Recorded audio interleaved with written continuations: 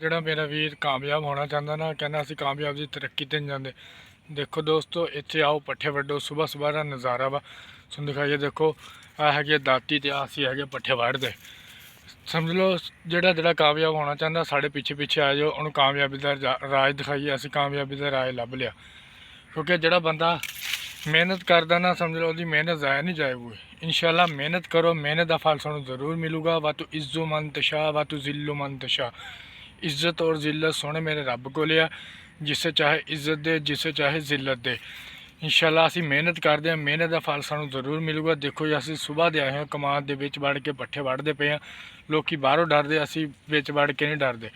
ਅਸੀਂ ਕਿਉਂਕਿ ਯਾਰ ਮਾਲ ਮਿਹਨਤ ਕਰਕੇ ਜਾਂ ਮਾਲ ਦੇ ਪੱਠੇ ਬਣਾਉਂਦੇ ਆ, ਇਸ ਵਾਸਤੇ। ਆਹ ਦਾਤੀ ਆ ਤੇ ਆਹ ਅਸੀਂ ਪੱਠੇ ਵੱਢਦੇ ਪਏ ਸੀ, ਕਿਉਂਕਿ ਕਈ ਬੰਦੇ ਬੀਜ ਕਿੰਨੇ ਹੁੰਦੇ ਆ ਨਾ, ਤਾਂ ਕਰਕੇ ਦਿਖਾਇਆ।